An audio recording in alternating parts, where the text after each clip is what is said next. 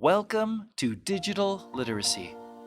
Here at Granite Park, digital literacy is taught by Mr. Pettit and Mr. Kendall. We will be doing this together, but if you have any questions, please ask whichever teacher has been assigned to you. There is a lot going on in the world right now.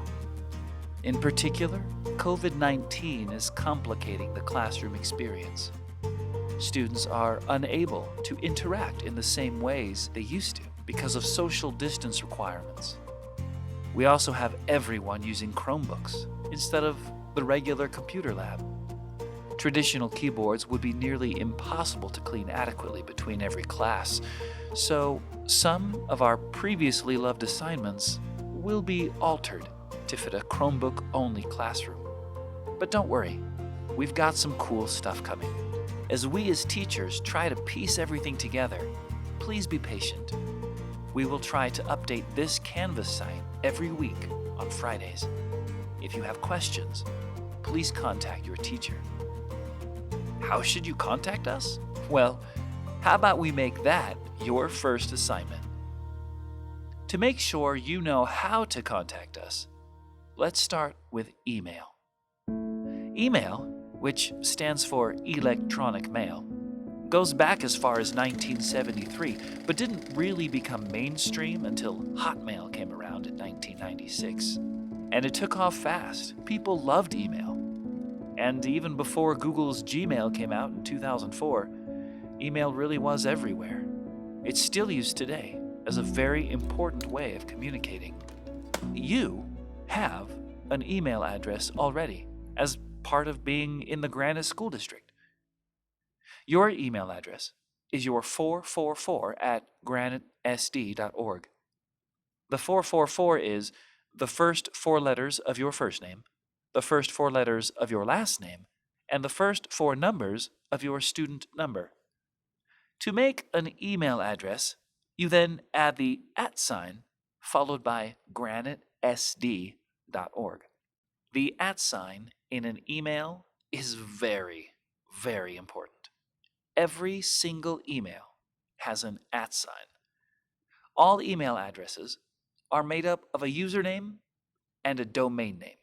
If you had an email with yahoo.com and your username was SpongeBob27, your email address would be SpongeBob27 at yahoo.com. So your username for this class is the 444, and the domain name of your email is granitesd.org. Now, there's a lot we could talk about when it comes to email. But before we get into the details of subjects, CCs, forwards, attachments, and more, let's just try to send an email. You may have already done this, but regardless, let's all send one now. Please sign in to your Google account. Then click on Google's App Launcher. It's the 9-square Rubik's Cube looking button on the top right. Then select Gmail. On the left, you have a big button that says Compose. To compose something means to write or create something. Often musicians will use the word compose when they talk about writing a song.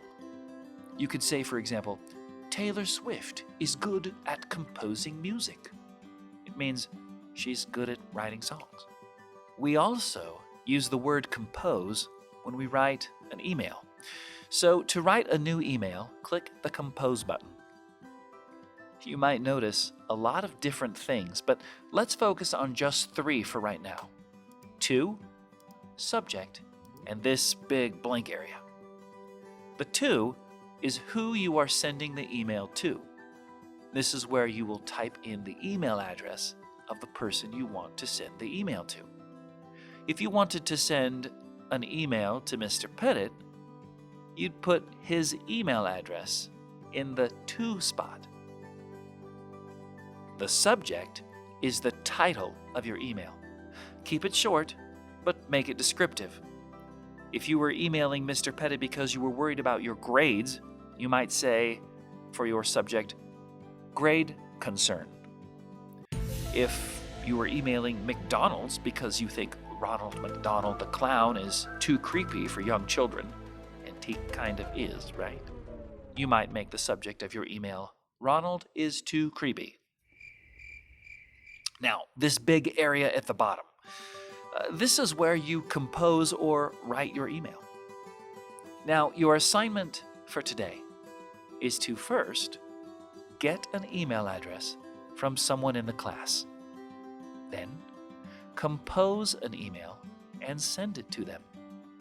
What should be in your email? I want you to tell them a story, something that happened during your pandemic summer. Maybe you could tell them your story about when the earthquake hit.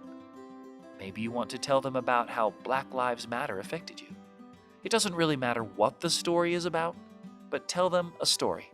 And when you're finished composing your email, hit the send button.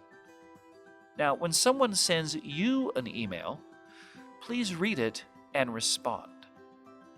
How do you respond to an email? Well, let me show you. When you have an email open, you'll see a little arrow icon at the top right. If you put your mouse over it but don't click on it, you'll see it says Reply. If you hit the Reply arrow button, a new composition area will open up. And here, you can compose and then send an email back to the person that wrote you. For today's assignment, when you receive an email, please reply to that email. They will probably tell you a story, and they should, about their pandemic summer, and your job is to read it and then politely respond to their story. Politely. So if someone told you a story about how they got a new dog, you might respond with an email like this. That's awesome! I hope you and your new dog have a lot of fun together. After you compose an email and tell someone a story, and after they respond to your story, I want you to forward that email to your teacher. Next to the reply button are 3 little dots. If you click on them, some options will appear. Choose the forward option. Then, in the to line, write your teacher's email address. If you have Mr. Pettit, type wpettit@granitesd.org. If you have Mr. Kendall, use his email address, nkendell1@granitesd.org. If you'd like, type a quick message like, "Here are our emails," and then hit send. If you're a distance learner, you are welcome to email a family member instead of a fellow student. Tell them your story, have them reply, and then forward that email to your teacher. Good luck, everyone, and if you have any problems, please just let your teacher know. We're here to help.